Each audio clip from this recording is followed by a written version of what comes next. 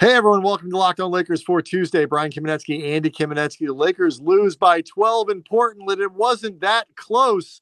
I think the Blazers just hit another three, Andy. That's next. You are Locked On Lakers, your daily Los Angeles Lakers podcast. Part of the Locked On Podcast Network, your team every day.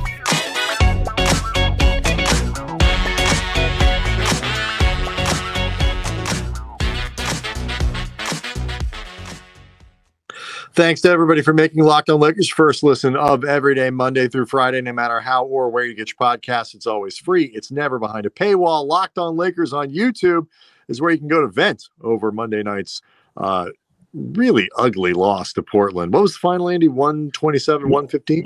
That is the final. All right. I say this because my computer screen died. Right after the game, I'm doing radio tonight, and it died in between the studio and here, so I cannot see anything. And I am doing this show on my phone, which is technologically amazing, but also from a show standpoint, really inconvenient. But anyway, Locked On Lakers on YouTube is where you go to see the show, vent about tonight's loss to the Blazers, join a community over 12,000 subscribers strong, Andy. Really pushing that subscriber count up. Appreciate everybody's support. The last couple weeks on the Locked On Lakers YouTube channel has just been spectacular, and that is all thanks to all of you. Andy, is there anybody who is bringing us today's show? Again, I can't see anything. Yeah, actually, the episode's brought to you by FanDuel Sportsbook, the official sportsbook of Locked On. Make every moment more. Visit FanDuel.com/LockedOn today to get started. All right, so Andy, if the Lakers were 6 games over 500 rather than 6 games under 500, you could look at one of this game on Monday and just be like, turn the page. It's a Moda Center. It's a tough place to play. Damian Lillard always gets fired up. I'm sure he was really hoping the Lakers wouldn't have traded Pat Bev before this one, get his revenge game in. But nonetheless, they are now 6 games under 500, so this becomes problematic. Darvin, it was interesting. This game was lost for the Lakers at the three-point line. The Blazers made 17 three-pointers in the first half. The Lakers took 17. They made 3. So the Lakers were minus 14 in three-pointers in the first half. It was a damn miracle they were only down 19, Andy. Yeah, the Lakers did not hit a three until about 1:46 left in the first quarter. Lonnie Walker hit one. They did not hit their second three until under 2 minutes left in the half. D'Angelo Russell hit one. Then Austin Reeves hit one pretty close before the half ended. The irony is the Lakers actually shot very well in the second half from three, but when you've created that type of gap for yourself, like Malik Beasley hit 6 threes in the second half. I believe the Lakers shot 48% from three in the second half, but Portland only needed to shoot 33%, which they did in the second half, just to basically keep pace. Like the Lakers would have needed to hold Portland to like 5 points in the third quarter. If they, I mean, you're not wrong. I'm not being glib. I'm being serious. No. Like they really would have needed to in order to make up that type of gap. Like a 42-point discrepancy in 3 quarters in the first half.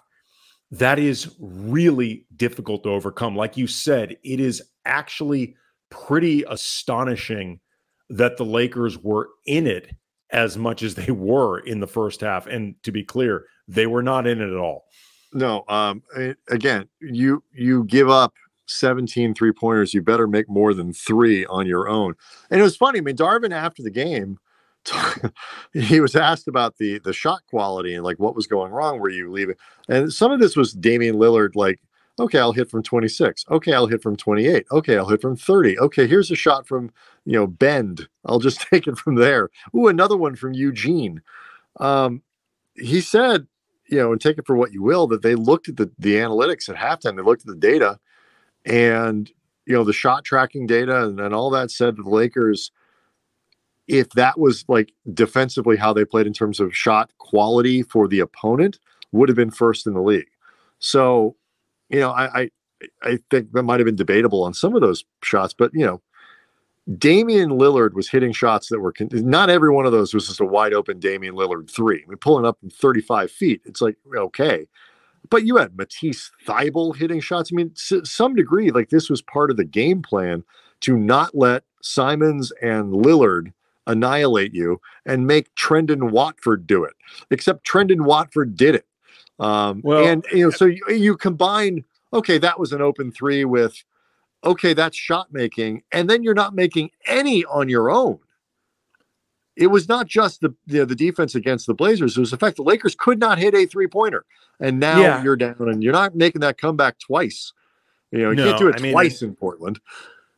As far as the shot quality goes, I mean, I don't have access to the analytics that the Lakers were using at halftime. I will say this: when I was watching the game, I thought some of the looks, even if they maybe were contested, I thought Lillard in particular, but you could also include Simons here as well, as far as like the guys that you worry about. I thought that they had too easy of a time getting to their looks, even if the looks were technically contested. Like I tweeted out after this game at Cam Brothers, I don't know if Damian Lillard needed a post-game shower. Like I have never seen a more effortless 40-point game. Like he barely looked like he was breathing beyond like a mall walking pace. It was so good, Andy. He didn't need to do anything in the second half. The Lakers, he didn't do anything in the second half. He didn't need to. Worldwide Wob, a lot of people know him. He's a great basketball follow. He taking Darvin's comments that you just laid out. He actually put together a clip of all of Portland's threes in the first half for, as he said, an eye test review. People can check it out. I retweeted it at Cam Brothers.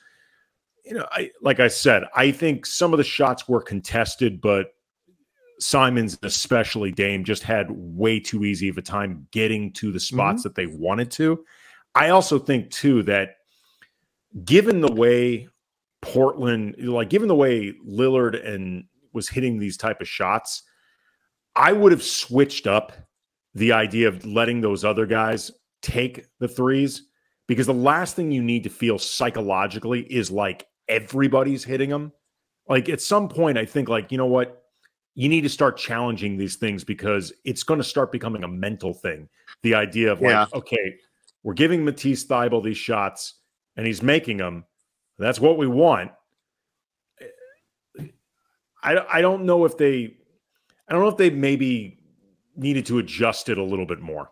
And they did a better job in the second half. And Portland started missing shots in the second half. And I don't mean to say I don't say this to say the Lakers were playing great defense and just got screwed. But, my point is, it was a night where Portland took advantage of the open threes. Ironically, some of the most open shots they had in that first half from 3-point range were a couple of the early ones, which really were wide open and they missed. The Lakers got off to a 14-5 start.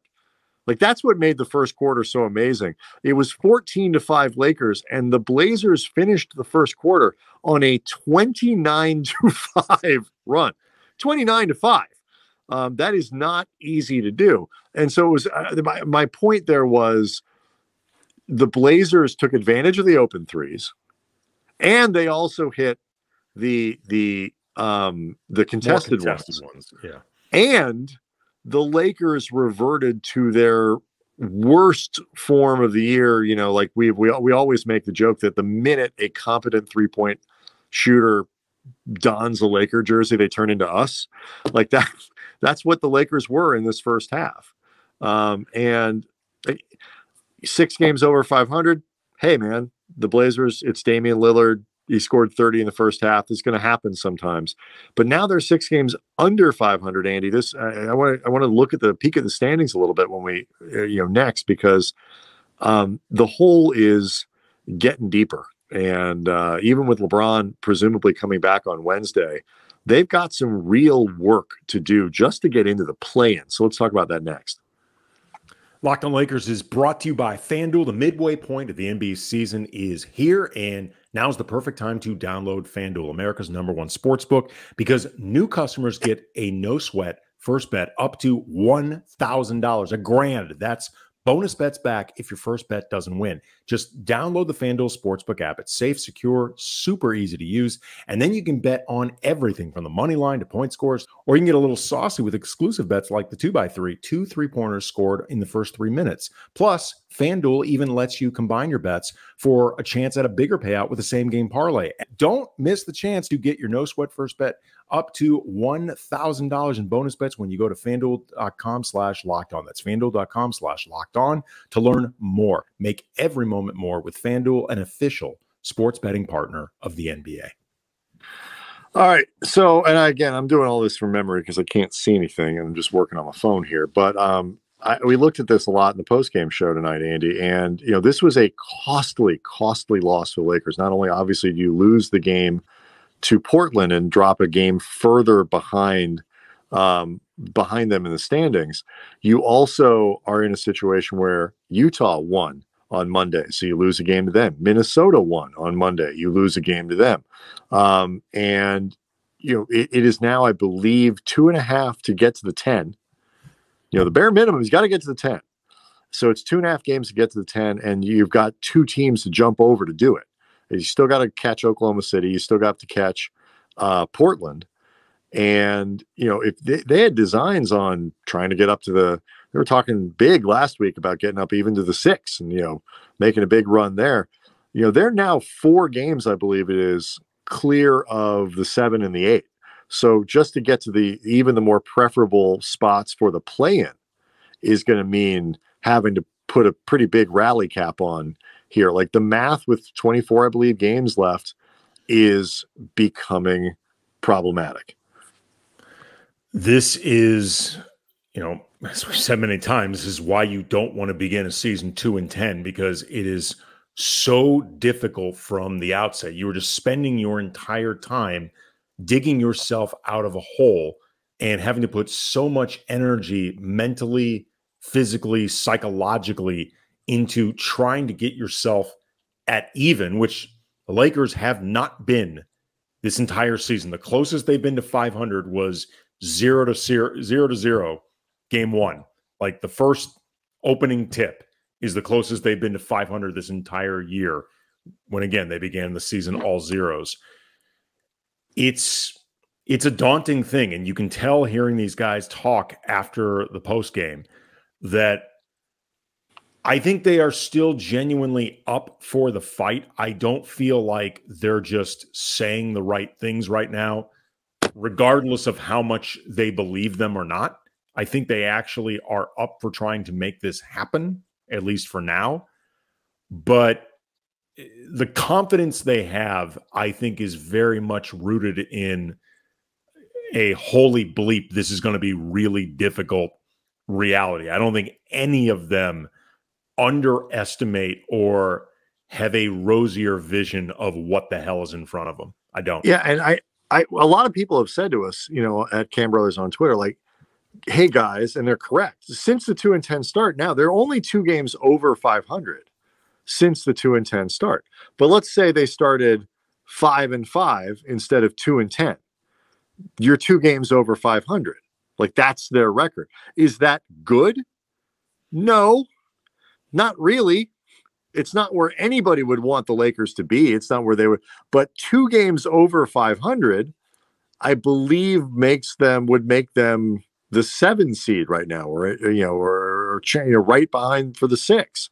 That's how mediocre the middle of the Western Conference has been. It's not that it's good, but compared to where they are, it is. And in terms of trying to say to yourself, okay, let's get into the top 6, like with this new roster and all this other stuff, an theoretically improved team, it feels much more feasible than trying to make up 4 games and leap over 4 teams or 5 teams to do it. And even though the team is, I think, genuinely better now, they are still in a place where everybody's figuring each other out. And this is where you really miss LeBron, because nobody, beyond LeBron's talent, like, the reasons that you miss LeBron are very self-evident and could be summarized in just he's LeBron. But one of the reasons, though, that you miss LeBron a lot specifically for the situation they're in right now is nobody is better, forget on this team, maybe in the entire league, at just organizing guys and just figuring out basketball problems on the fly quickly. Like, he can figure out when these guys are open before they can figure out when they're open. He can figure out how to get them shots that nobody else on this team is even going to recognize, much less put them in that position. Like, he is, even in season 20, even in a relative state of decline, like compared to prime LeBron, he's still a really damn good problem solver, and they have problems that need to be solved. Yeah. Anthony Davis, I thought, was fine on Monday. I thought actually his energy level in the first half, he only played 31 minutes. They waved the white flag early in this one, and Portland was throwing all kinds of bodies at him. And, they started off in a zone. They were playing all kinds of weird gimmicky defenses because they really were just trying to come up with ways to defend themselves against Davis with no use of Nurkic, no Jerami Grant available. Drew Eubanks basically is your primary defender on AD, is not going to get it done necessarily. So they were trying all kinds of stuff. And I thought Davis's energy, I think he had 8 and 6 in the first half, which isn't overwhelming, but that might have been the first quarter, I should say. He got off to a good start. He was playing with the kind of energy that you would want, but this was a night where we talked about it. In the first half, just to clarify, he had 13 and 13. 13 and 13. It was 8 and 6 in the first quarter. It was yes. What I wrote down. And so again, I'm kind of going off of memory. That's fine. And he finished with 19 and 20. So he was fun. Anthony Davis wasn't the problem here. It was that Dennis Schroeder, who had a great game on Saturday, had a lousy game on Monday. And Malik Beasley finished with 6 3-pointers, which is actually good to see because he needed to see the ball go through the hoop. I mean, he was in that white flag lineup, which perhaps he was insulted by. I don't know, but it was good to get him some shots that went in because he was on a long bender of missed threes. It was a reminder that, the new team is better, but it's not going to fix everything that is there for them. It gives them a little bit of more margin for error game to game, but the team's success is still going to be predicated on whether or not LeBron and AD are playing at that ultra high level. And LeBron wasn't even playing. So, that wasn't an option. Yeah, and we don't know whether or not he's going to be available Wednesday against New Orleans. Darvin said that they presume he will be, but until he's on the floor, you don't know. Right. You don't know. And as much as I'm sure LeBron, A, wants to be out there because this team needs a win, and B, I think wants to be out there so he can participate in the All-Star game, because I think LeBron wants to be there. And, if nothing else, I'm sure he would like to hear himself introduced at this All-Star game as the NBA's new all-time leading scorer. And I don't blame him at all. I'm not saying that as an ego trip. I mean, frankly, if it were me, I would want my ego tripped like that. Yeah. And by the way, for anybody who's worried, the workout, if you saw the workout videos from like what he was doing at shoot around today and stuff like that, he was doing more work and working harder in that than he will at the All-Star game. So I'm not really worried about, and he's going to be there anyway. It's not like LeBron is literally skipping All-Star weekend. So, well, nobody turns down a weekend in Salt Lake. Oh God, no. Well, your man's got obligations, so even if he's not playing, he'll still be there. Salt Lake Knife Light of undefeated. That said, I do hope he doesn't play much. You go out there, run around a little bit. Didn't Kobe have a year like that where he went out and played like 3.5 minutes in the first half, and that was it? Yes. Give me one of those. Like Give me one of those. I'll take that.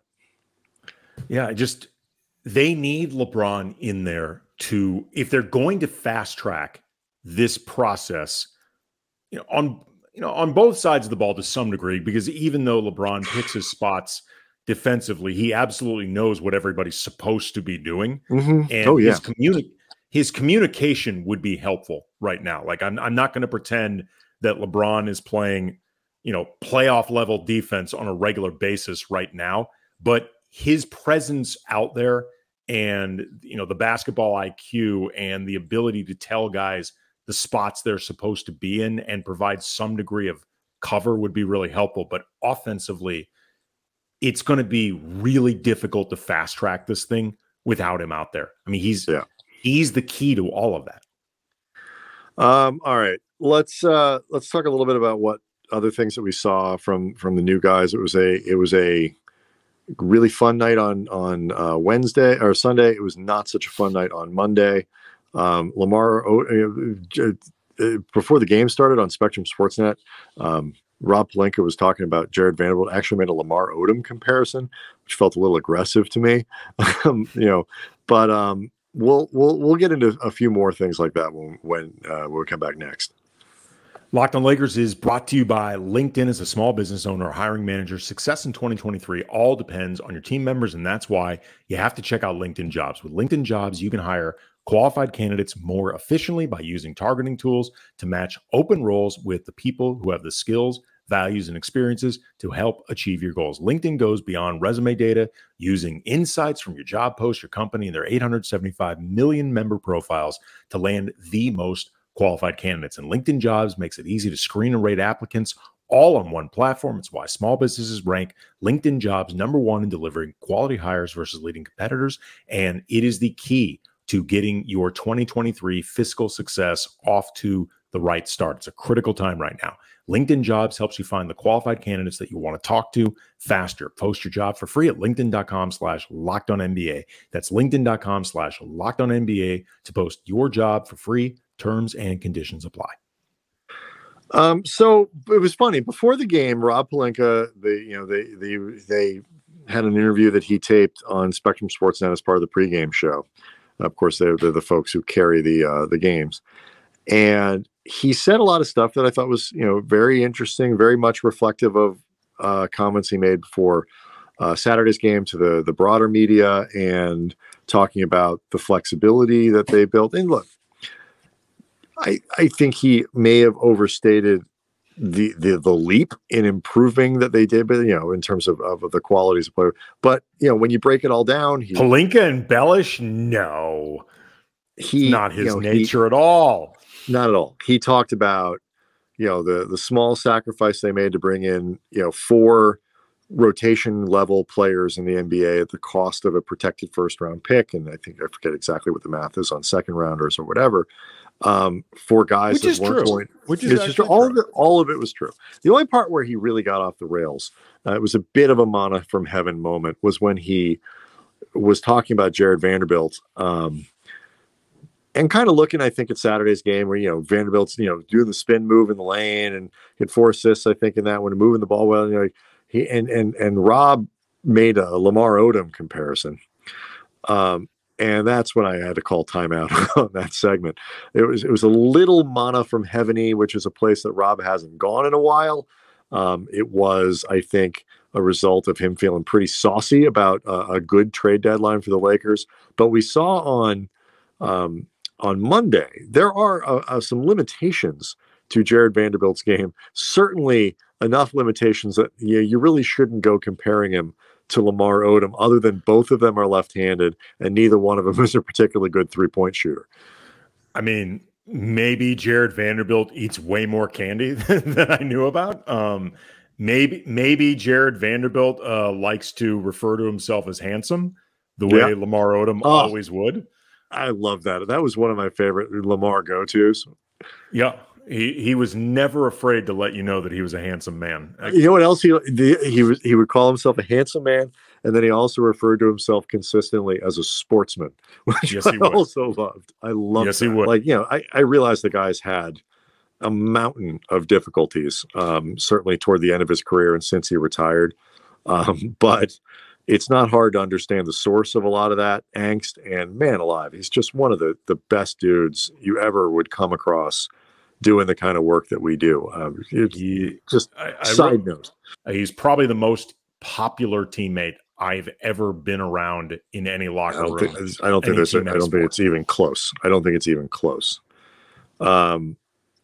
anyway, so I bring this up not to disparage Jared Vanderbilt, because there's no shame in not being as like Lamar Odom. If he had a little bit more of a motor, a little bit more of that sort of star thing in him, would have been kind of like the unicorn. This is what he was drafted. It's like a unicorn before everybody called everybody a unicorn. Like he had he was called the next Magic Johnson.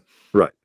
And, obviously that didn't happen, but I mentioned this not to disparage Vanderbilt because it's not a crime to not be as good as Lamar Odom was and not have the skill of Lamar Odom, but as a reminder, like, okay, it is important that people understand, people being mostly the Lakers, I think people watch them get it, that Russell, Beasley, Vanderbilt, Bamba, these are all good additions to the team that straighten out the rotation, bring back a little bit of rim protection in Bamba. You add volume 3-point shooting with Russell and Beasley.